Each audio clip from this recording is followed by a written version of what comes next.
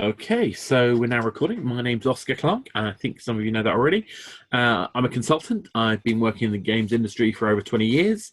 I've had the luxury of being part of various interesting companies from the original online gaming service that BT did back in the day called Wireplay through the Three UK, so where I set up the game service for Hudson One Per globally. I was also at PlayStation, working on PlayStation Home, and I've had a lot of fun working at Unity as an evangelist and various other places. But over the last 9 years, as well as having a main job like a Unity, I had also been consulting. So I've been consulting for quite a long time as well. Essentially, what I look at is trying to understand what makes games tick and why, so that I can basically help games companies be successful. And I really hope you guys kind of interact with me because I think it's really important to make sure that we get this topic, communicate it really well, and hopefully learn from each other. I find that one of the best things about webinars when they're interactive is that we get to talk to each other and ask each other questions. So please feel free to make the best use of that. So why am I calling it Adapt to Survive? Well, I think we may be in the best sort of time in arguably for the games industry, and with huge numbers being quoted by people like Newzoo about how much revenue is being made. Dave, can I just ask you to turn your video off, Dave? So, basically what we try to do is help people understand where they fit. So adapting and surviving, adapting and disrupting is about thinking differently. It's about understanding the marketplace and knowing what you need to do and why. We may have this hugely successful industry, but actually it's a lot of struggle for a lot of people to get their games seen.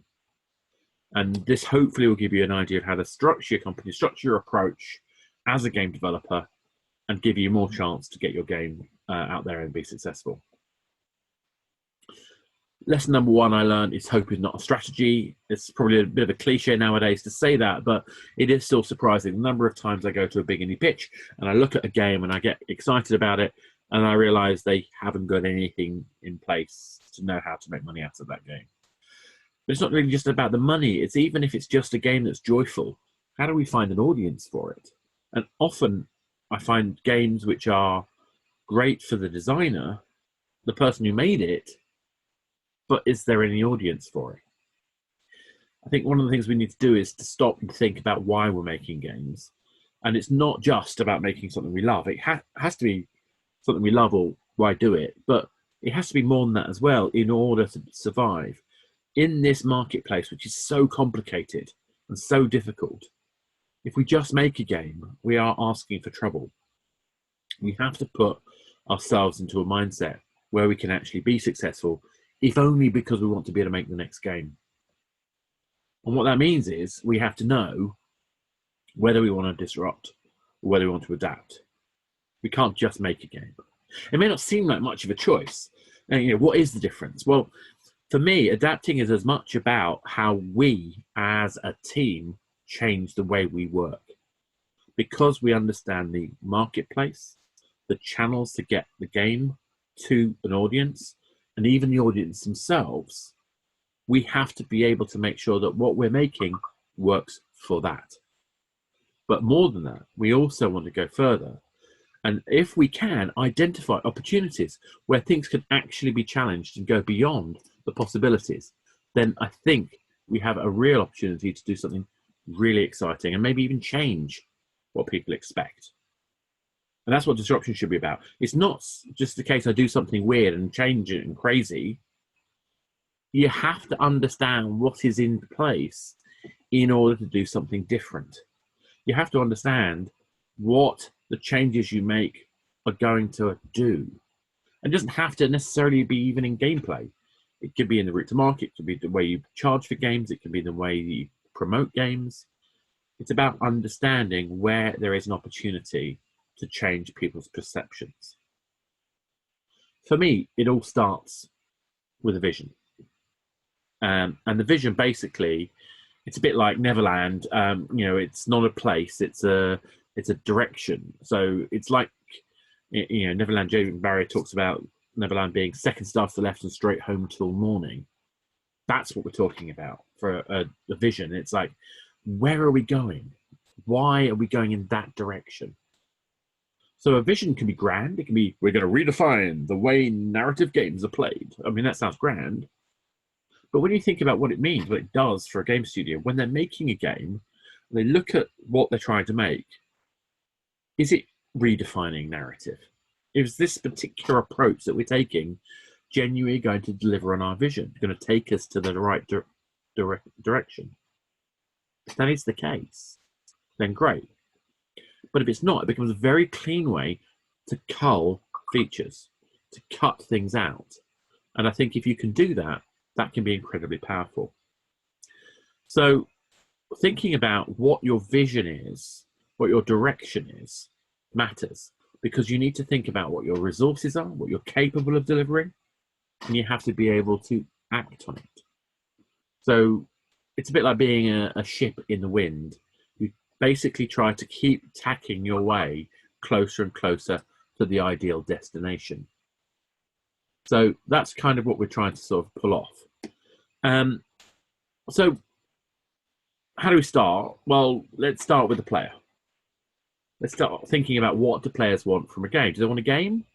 Do they want a genre? Well, not really. They have a need state that we have to fulfill. And that sounds kind of, marketing language, but actually, if you think about fundamentally, what are you getting out of playing a game? You go underneath the surface. It's not that you want to play Call of Duty or you want to play Fortnite. It's that you actually want to get underneath the bonnet of the player's need and what they want. So it could be control. I want to control. I want to have a sense of space where I am in charge, where I make this stuff happen. And because I'm in control, I can escape from my daily routine. I can escape from the things that will basically be, getting in my day, in my way, the things I should be doing. It's about essentially taking control of your life. And games allow us to do that because they separate us from our daily routines.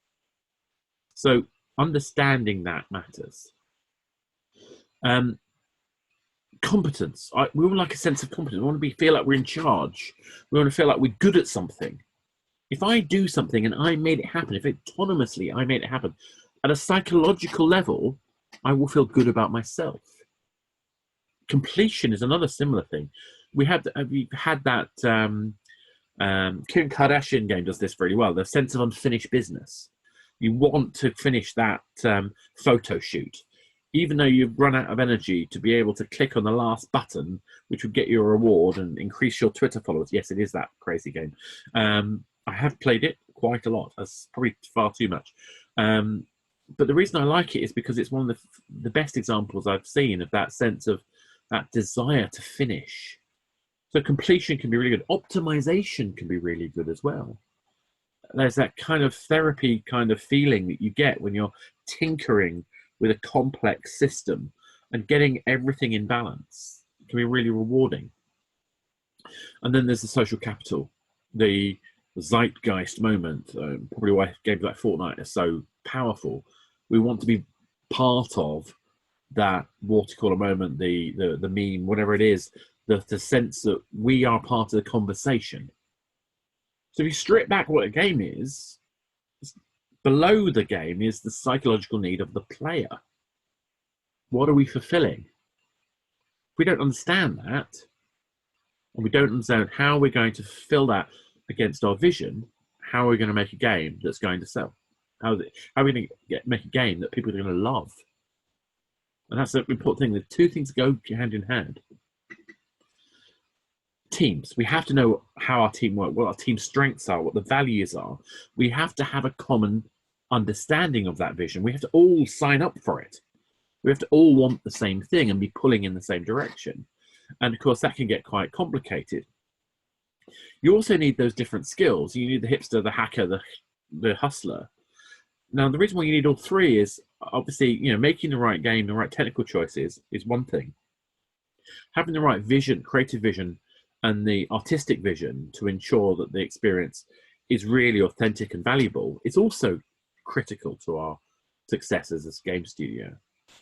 But if we ignore, and quite often we do, the business development, the marketing, the user acquisition side of our business, of our game studio, we won't succeed. And in fact, the deeper connected the marketing mindset, i.e. the audience mindset, is to our design choices, the more likely we are to build scalable games that address an audience. And if they address an audience, the chances are better that we'll be able to make the next game. A lot of it comes down to me about a simple decision, or apparently simple decision. Do you want a game that you get lots of people to buy, or do you want to sell lots of things to a person? Now, that's really the fundamental difference between a game as a product or a game as a service.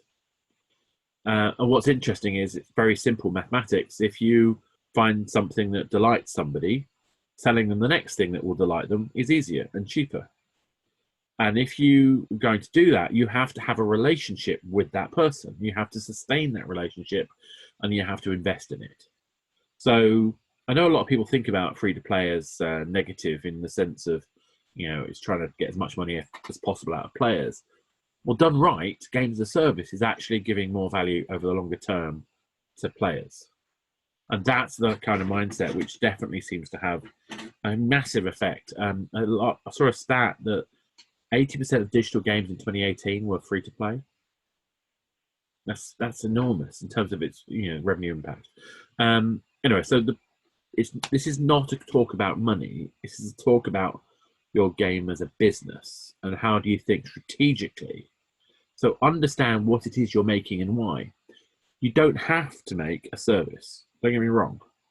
You could make a product, but you will need to have something which retains your audience at a different level if you do. So, for example, are you building a brand around your lead designer? Are you building a brand about your company? What makes the player care that they come back again later?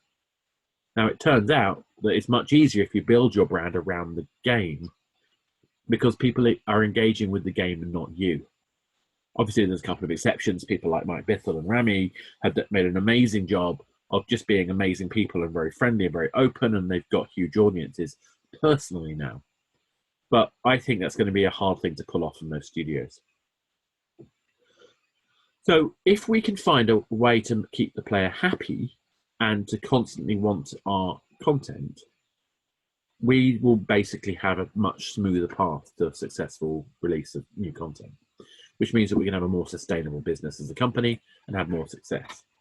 But how do we get to that point? Well, we need to be able to fund it. Are you going to use your own money to pay for the game development? Most of us don't have that money. Are you going to go to investors? Are you going to get grants? Or are you going to use work for hire?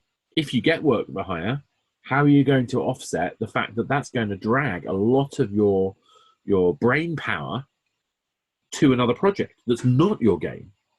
And in fact, the more effort you put into work for hire, you've got to realize that you're going to be competing with other people who don't necessarily have that drain on their company to make their own product.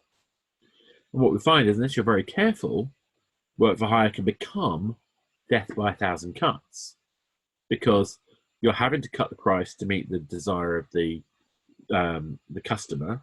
There are other people who are competing, and they're going to force you to cut your prices further. When the customer starts working with you, you'll find there are changes to the project which they don't want to pay for. So your margin gets cut continuously. If you're also cutting it because you're spending money on your personal projects, that can be very difficult.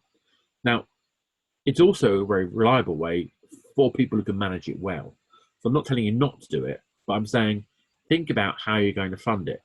And you've got to measure that against your vision. If you're going to do work for hire, don't just do work for cash. Do work that gets you more experience or more exposure or more connections that allow you to make your game that you want to make. If you're not looking about the value that any new job gives you that takes you closer to your vision, you're not going to get there because it's not a destination, but you know what I'm saying. So platforms. There's lots of different platforms out there. We can choose to focus on one or many. And obviously with mobile, it's becoming increasingly difficult. So a lot of people have jumped ship. They jump ship to watches. Unfortunately, the watch market hasn't taken off. They jump ships to VR. That's a little bit more questionable. It hasn't taken off to the scale that was expected. AR, again, is interesting. I've worked on a couple of AR games myself. So jumping ship is one way, but why are you jumping ship? Are you looking at your vision? Are you looking at how you can adapt your company's skill set to where the market is? Or is doing this new platform going to give your team a range of ability that they didn't previously have? What is it? So don't just jump at a platform because it's there, because you're told it's a new promised land.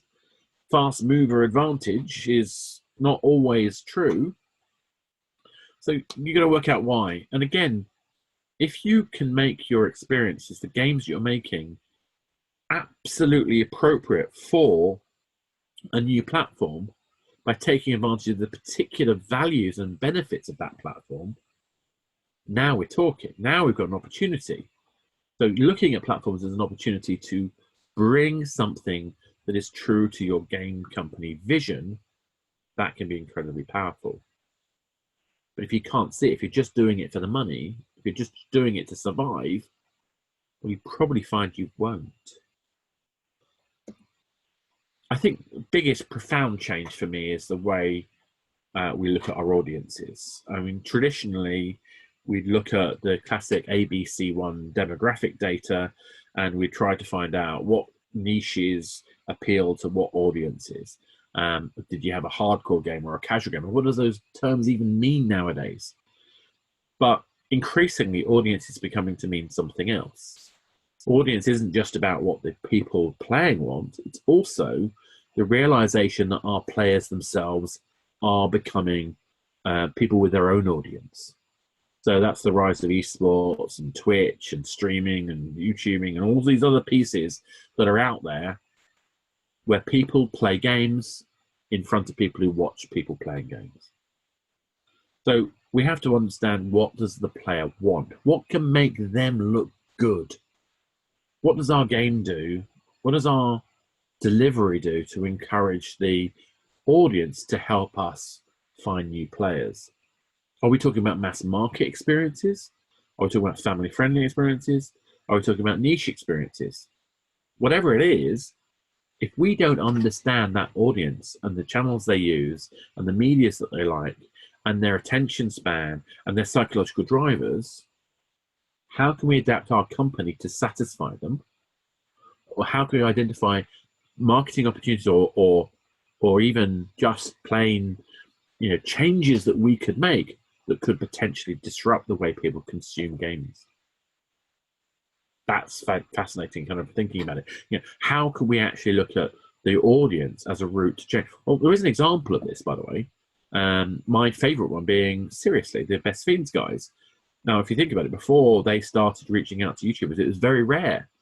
There's a couple of odd examples, like I think PewDiePie had played Crossy Road, and the guys, Matt Hall and the guys at Hipster Well had put his dog into their game. But it was shortly after that when Best Fiends started getting YouTubers playing competitively against each other with Best Fiends.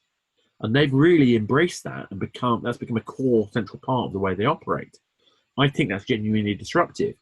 In a time when it was difficult to find ways to get hold of audiences, they found that method. So there's definitely something in the way that we look at audiences that changes the way we behave. And that feeds into channels. So it's not just a case of finding the right platform or finding the right audience.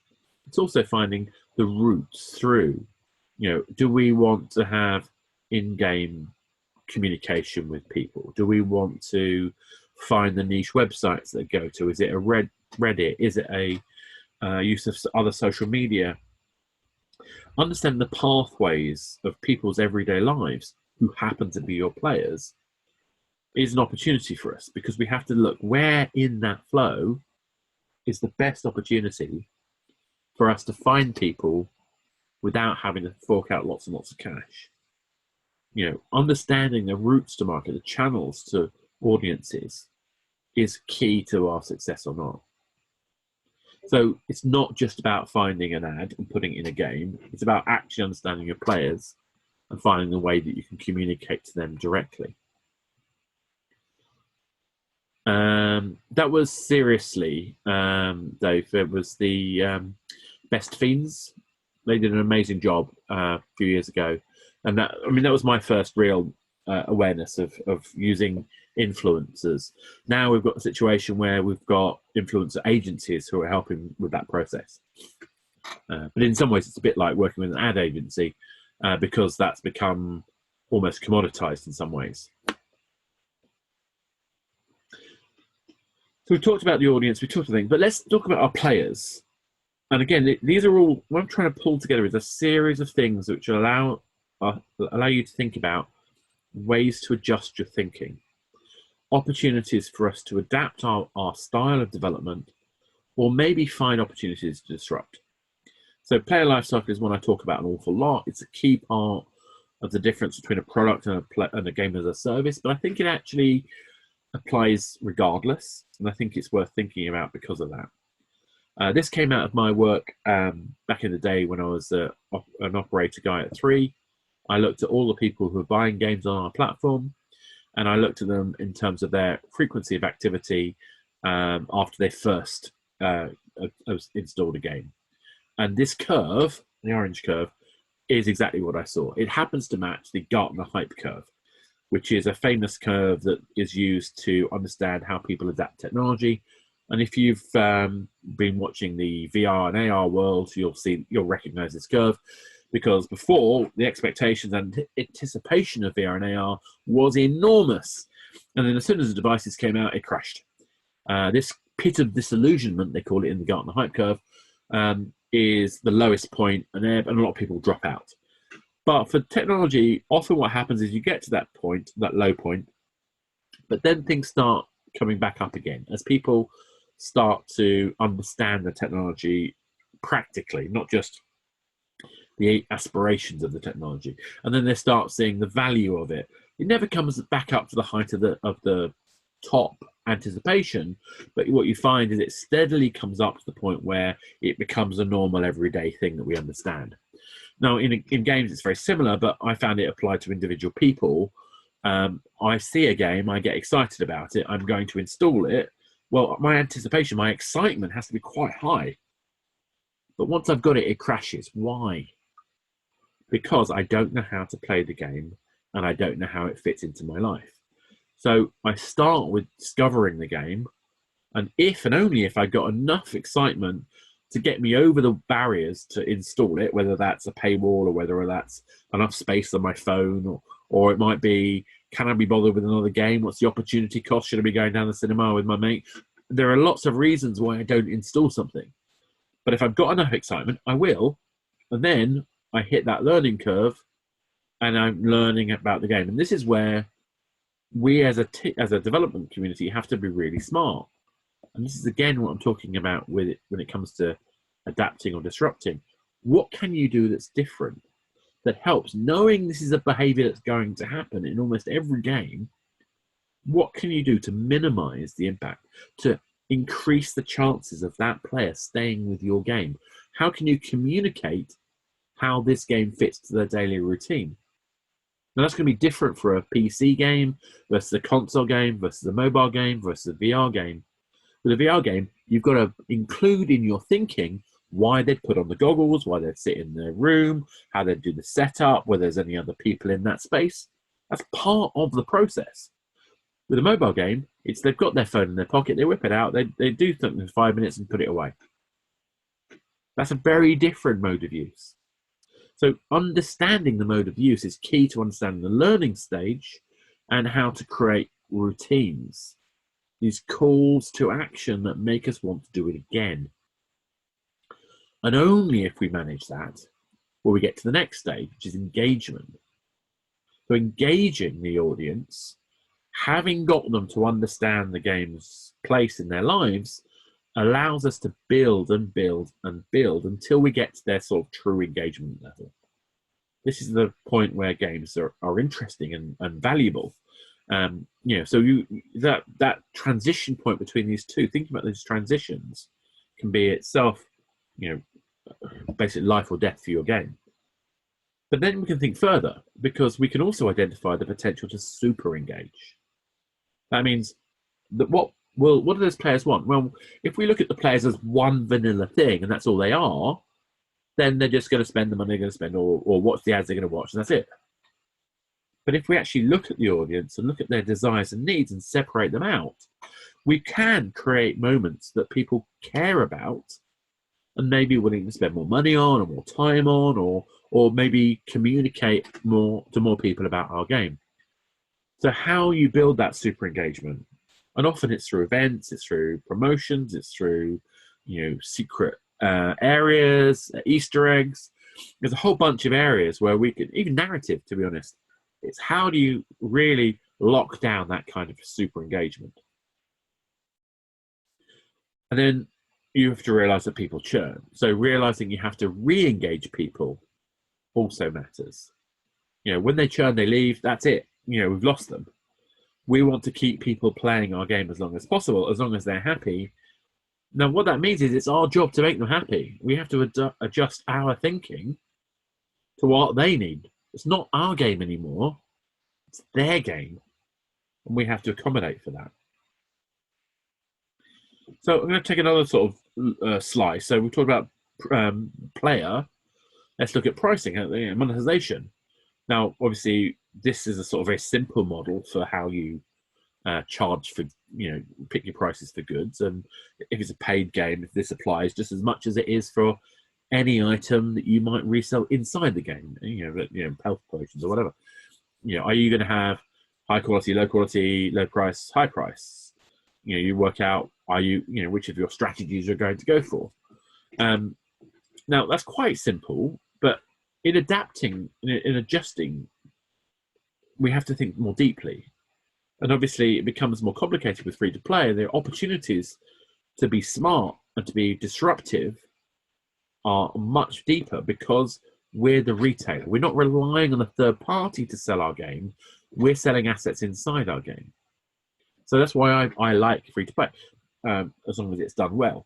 So we can use offers and bundles and promotions, rewards. We kind of these different strategies. I mean, rewards tend to be things like inside the game. If I give you something inside the game that you like, and you might want to use more of, well, great. I've got something you may want to buy. But it might be a consumable item. It might be a permanent item. The Hat of Wonder, for example. I could have the Hat of Wonder. It's great. Interesting thing about a Hat of Wonder is once I've got it, I own it. It's not interesting anymore.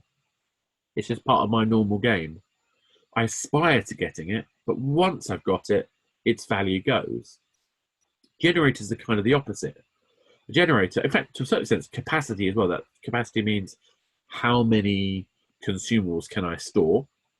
And generator is how quickly do those consumables recuperate if I did nothing. So those two kind of factors are interestingly the opposite of a permanent item. They don't sound very exciting, but actually they're really good at keeping value, because if I want to get the best value of having those items, I've got to play the game more. Now think about that. Capacity and generator are about making people play more, because if they have spent money, they'll get more value by using those things more often. Once I give you my Hat of Wonder, I'm not getting any more money out of you, but neither am I with a capacity or generator. But you've got it. There's no new thing. Obviously, there's different sorts of things we can sell, like shortcuts and strategy goods, and that's a different talk. We can go into more detail another time. But my point is that we can think differently about pricing and trading and engagement, and even the design of the game when we take control of the goods inside the game. And of course, ads, we all know about ads. They're everywhere nowadays. And actually, most content on the planet is paid for by ads. So we shouldn't be afraid of ads. A lot of people want to have a pay to get rid of all the ads. And, yeah, that could be okay. But we actually find that what happens if you do that is the people who are the most valuable ad watchers pay for it and not that affected in terms of their performance. If you didn't have the ability to turn off ads, it generally doesn't affect whether they stay playing or not. There are much bigger factors like, is the game any good? Like, is the flow suitable? Now, there is a problem with ads if they're done badly, and that's placement. If you put an ad in the wrong place, you create friction. If you create friction, people churn. Now, that's not a good thing. That's why I'm a big fan of rewarded ads, because rewarded ads can be done in a way that's opt-in. I also like in-game ads where they're appropriately done. There are some issues with fill rate with that, but this needs to be worked out. But it's an interesting area for us, particularly if you've got a modern game where billboards are normal and feel right. So the point I'm saying is ad revenue is one of your opportunities. In-app purchase is another one of your opportunities. But we need to start treating them like design. That's the adaptation, is realizing that we're asking players to take a compromise in their playing experience in order for us to get paid.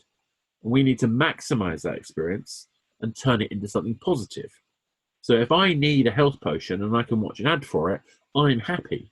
Frankly, if I had had the option to watch ads every time I died in Dark Souls, I would have watched thousands of the darn things to stop me from having to go back to the beginning.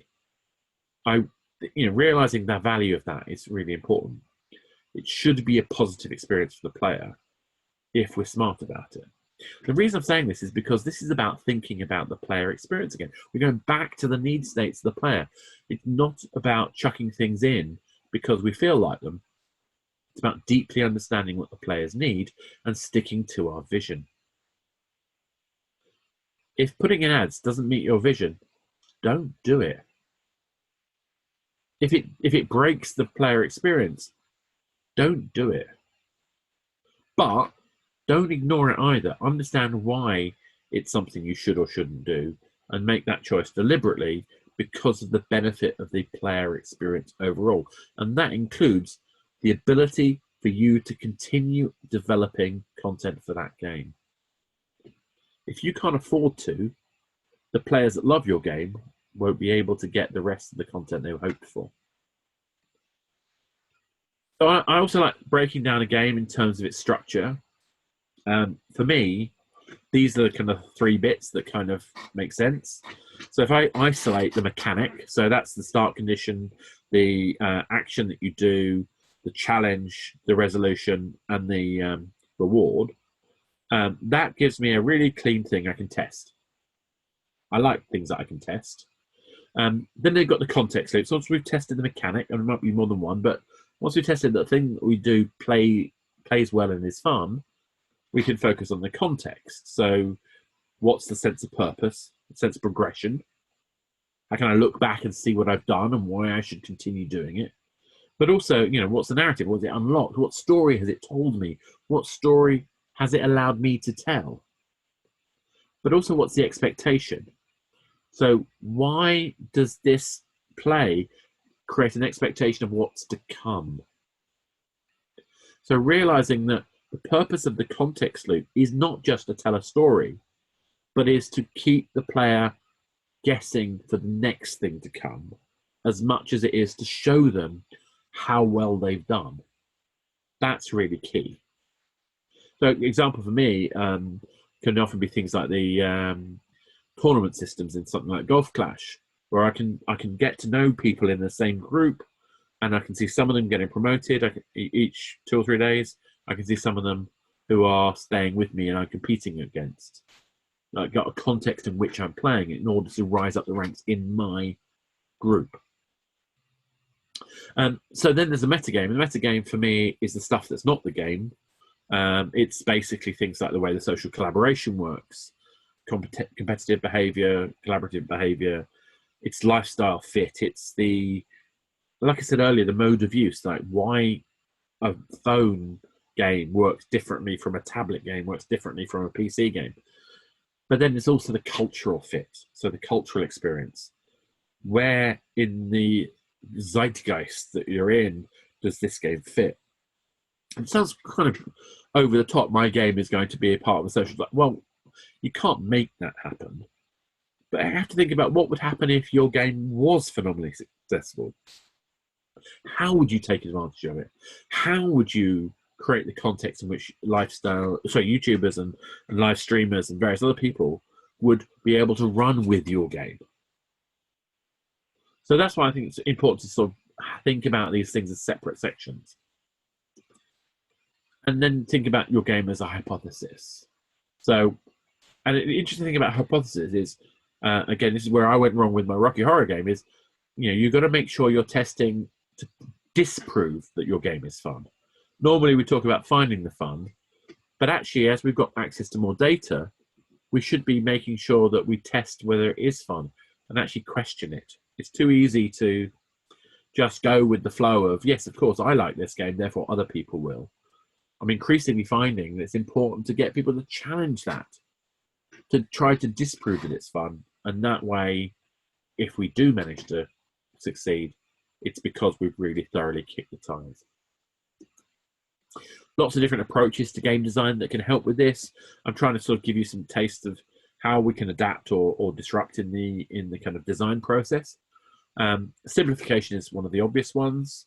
So take the game, find features you can take out, remove them. Another feature, can you take it out, remove them, and keep going until the game breaks. Get to the smallest, simplest, idea of a game possible. And the really interesting thing is, we're now seeing people go even further than this. My favorite one was an example from Sophie Vo from Rovio, who was doing a talk at Pocket Gamer. She says that they now create the App Store page first. So think about that. Don't make the game. Don't write GDD. Write the App Store page. Test that.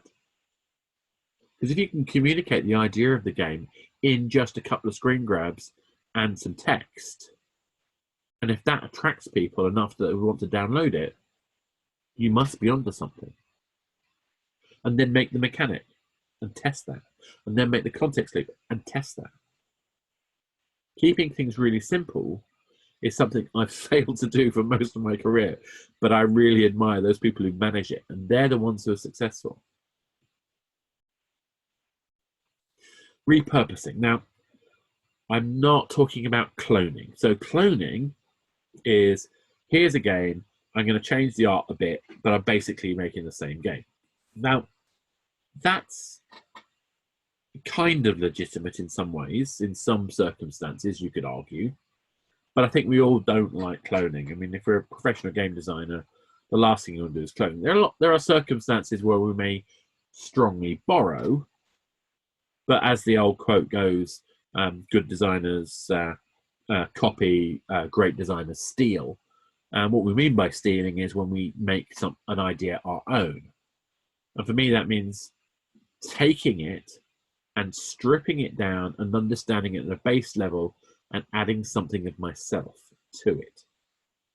So repurposing a game for a new genre, for a new platform, maybe repurposing the marketing structure, the business model. You could argue something like 2048 was a repurpose of Threes. Now, I know a lot of people get kind of emotional about that. I happen to enjoy 2048, but I totally understand and respect that Threes is the better game. But 2048 made me feel better when I played it because it was easier. Frankly, because they didn't make it properly. But that didn't matter because I found it enjoyable, and the fact that it was free to play made it accessible. So that's why that game was so innovative in some ways. I mean, it was kind of the antithesis of innovative in every other way, but because it was free, because it was simple, it actually did better. So I sort of want to try and do is find a way to scrounge from that the legitimate approach, which is looking at games, looking at how you can take them on board and how you can add something which is yourself. Another way of doing it potentially is to take two ideas and smash them together. I love doing that. I love that kind of idea. I do it a lot in workshops because I find it a very quick way to get people to come up with unique concepts they can play with and throw to pieces. you know, to really sort of scrap up and come up with ideas. But it's very easy to over rely on. A lot of investors, if you go and say it's Lord of the Rings meets The Last of Us, I have no idea what that game looks like, but it would be something that would probably frustrate people. It can be very messy. We actually want to know what the game is, not what it's like. So repurposing is useful, but has to be done carefully. Innovating. Now, obviously, this is about being disruptive. Genuinely, it means about taking something that's known and switching it up. The true innovation is very rare, and actually, it's small ideas that can actually generate real change. It doesn't necessarily have to be in every aspect. It doesn't have to be in the gameplay. It can be the way, the genre, the art style. It can be about the tools that you use that are available in the specific platform. It can be about the way that you monetize. It can be about the way you market. The trick is in innovation is really understanding how the current approaches work and how you can make it better. Whether you make the change to you as a company by adapting, or whether you make the change to the industry by disrupting, is down to your execution. Just some more things that come up. I mean, obviously data. We need to make sure that data guides everything we do, but we shouldn't forget that data is a guide, not a driver. Data can only tell you what happened when you did something. It can't tell you why, and it can't tell you what they're going to do if you change something. The only thing that will tell you what will happen if you do different things is new data.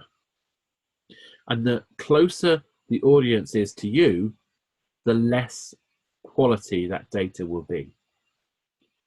Anecdotal evidence is the worst kind. We need objective behavioral data that's captured independent of our actions. And frankly, we need people to be cruel and bitter to us occasionally. One of the things I got great help from a number of people, including Dave, who's on here, when I was re-looking at the way the Rocky Horror game we're working on works. It took people to really kind of help tear down what was wrong with it and be honest is the wrong word. Everyone's being honest, but they have to be brutal sometimes. We need the brutality of objective data. But there's also something else I'd leave with. Think about this. It's not just about making a game. It's not just about thinking about what our vision is, although that's very, very important. It's not also even about strategically working out how we adapt and disrupt. Whatever we do, we have to think about how it scales. If we haven't built in how we scale our game, we don't have a chance of being able to get the revenues that we should. And therefore, we don't have the chance to have the success we deserve or give the game that the players deserve. So that means we have to think about ways to get more people doing more things more often and for longer. And if you think about all of the stages we've talked about so far, they're all key areas where by understanding deeply what the audience wants and the way that we're going to deliver it to the audience, we actually can find methods to build on the scale of our experience. That will accelerate the impact of any improvements you make in acquisition, of course, and retention, and monetization. Of course, ship early. Don't just hold on to this stuff. Test as fast as possible. The sooner we fail, the sooner we can get on with fixing it. The sooner we find there's a problem in our game, the less money we've spent trying to work it out. So we need to make sure that we are ready to fail. We're ready to move on, and we can do it as quickly as possible and as cheaply as possible. That's why I love the idea that we start our process with an app store page and test that, where no code is needed to be made. That ability to be able to be smart, fast thinking, adaptive, gives us the best possible fighting chance to succeed. But equally, don't think that the launch is it. It's not the end of the game. After launch, we've got to think about user acquisition. We've got to think about community. We've got to think about events, problem management, ongoing features, all this other stuff. It's the start of a process, an ongoing one. And it's the ongoing nature is where we get the best value. So we don't think about this at our peril. If you haven't incorporated what happens after launch, your team's in trouble, because quite often you'll find it's a different bunch of skill sets that you need to be able to move forward after launch. And you remember what we said earlier, teams matter. Teams have to have a common shared vision. They're not considering the whole team, the whole mindset of moving post-launch. And what you're going to do about that, you're going to have troubles. Because failure is always an option. I have a terrible tendency to make Mythbusters quotes, but it's also how we learn. You know, failure is not the end of the road. Failure is just the start, and that's why we have to plan early and test early to make sure that we can fail, and that we can fail early as possible, and make sure that we can learn from our mistakes and implement the changes. But that takes us back to why we have to focus on that vision, because the lessons we learn allow us to work out what's the next closest movement towards success. So that's it. I hope that was useful. I hope that was interesting. I'd love to know what you think. Obviously, feel free to ask me questions.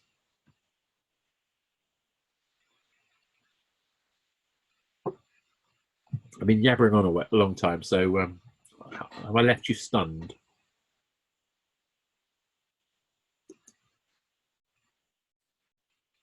No one's typing away.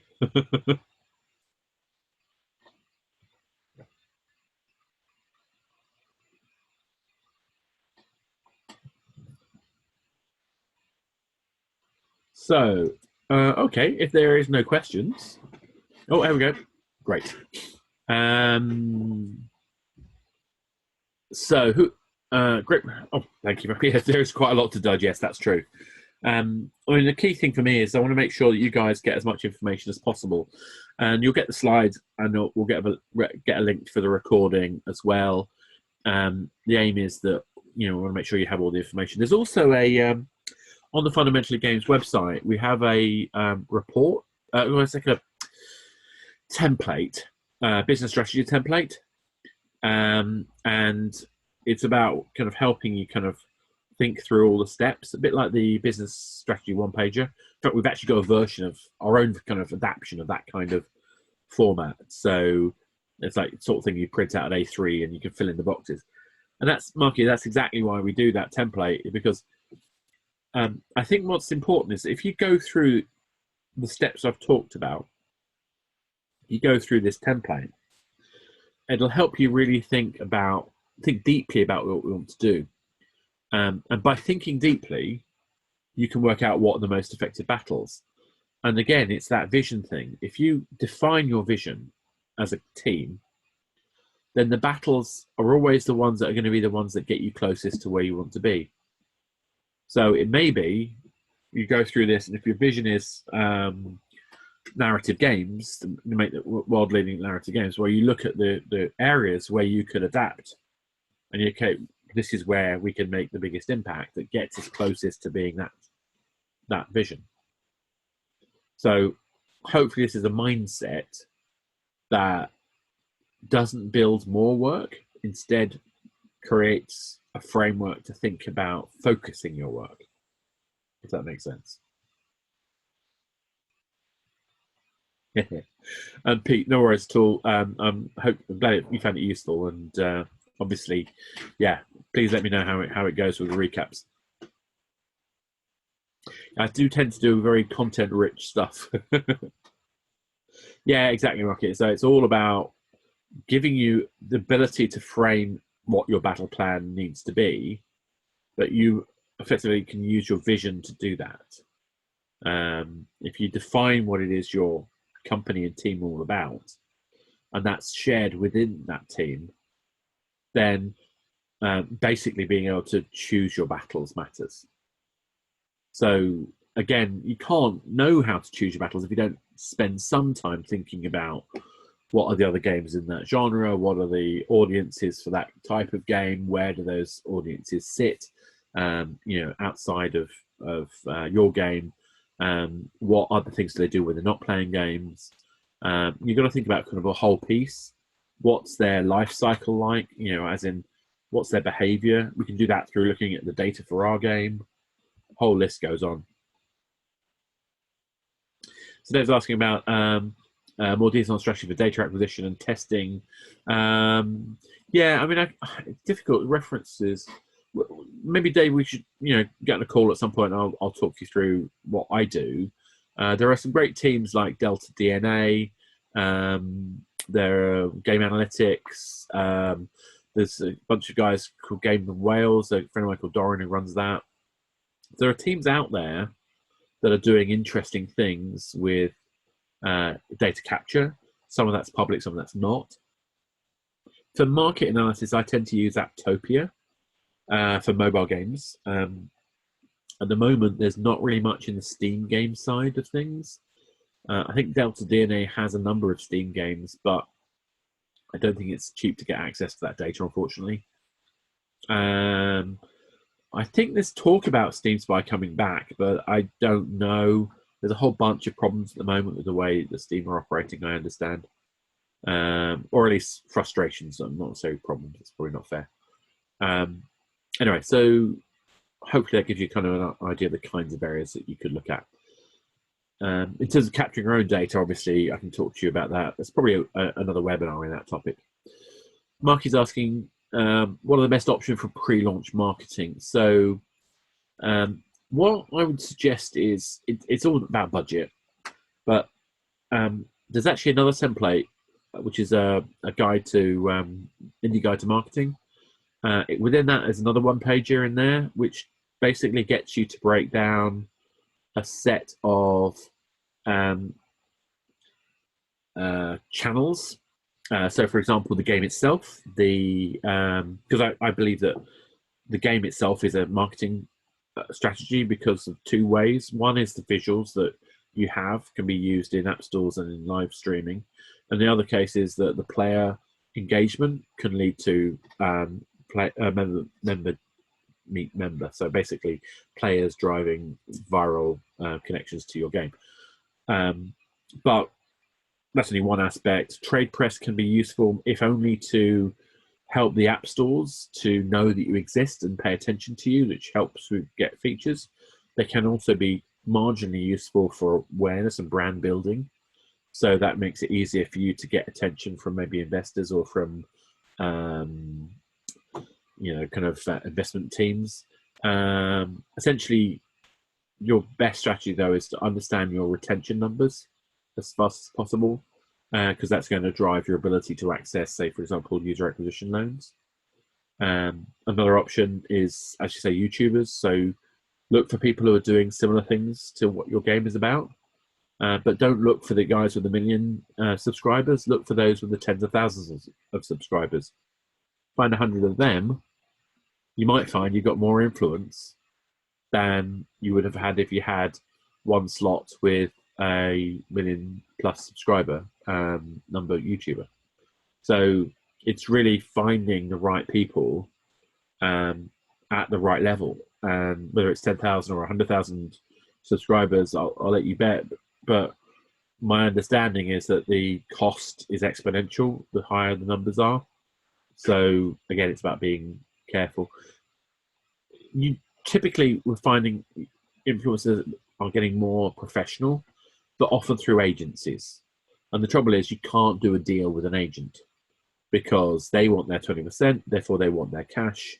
You can't just feature them and they get excited about it. So you have to be a bit careful about how you approach them. It's getting a bit kind of more complicated. But again, if you think about it, how many off-the-wall, crazy things do people do that get attention? Often it's not random. It's not just do something outrageous. It's well thought through, well timed, and well precisely targeted. So the more you think about it, the more you understand what it is, the more you can adapt your strategy to the market. rather than just going out there with what you think you should do, the better off you'll be. And maybe you'll get lucky and be disruptive in the process. Yes, so I had a suggestion from the previous webinar that I should try to do something about finding investment as the next webinar, but maybe data capture would be a good one to do for maybe a little while later. Retention coming soon once you have soft launch. Exactly. Yeah, Marky, I feel your pain. Soft launch is a trial and a delight at the same time. For me, it's mostly about reminding myself how to set up all of the pieces of the puzzle, like Facebook ads and then Apps Flyer and all the other stuff that you have to do for attribution. It's the hard work of the details. We always joke about it's not the last it's the last 10% of the game delivery that's the hardest. It takes 90% of the effort. But yes, we know I'm talking about that.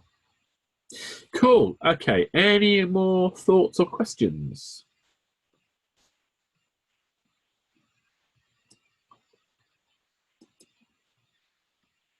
As you probably noticed, I can keep talking for a long time. Okay, Marky, no worries. Like I say, if anyone has any further thoughts or questions, please let me know. Obviously, what we do as a company is help studios in a number of ways. We do executive production, which basically means for people who don't know how to make games, we help them work out the process, find the resources. We do a lot of game design work. We also do a lot of monetization design.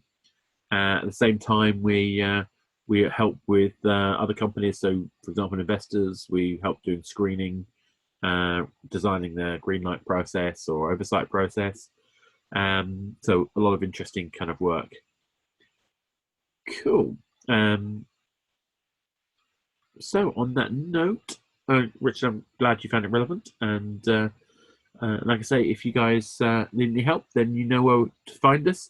Oh, one last thing is we also have a list of all the games investors and publishers we try to keep up to date.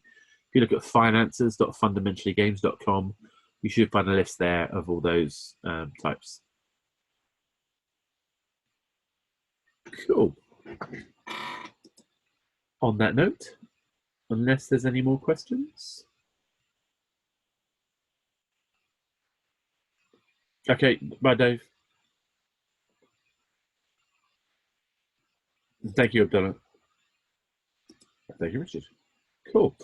On that note, I'm going to say thank you very much and goodbye. Thank you all.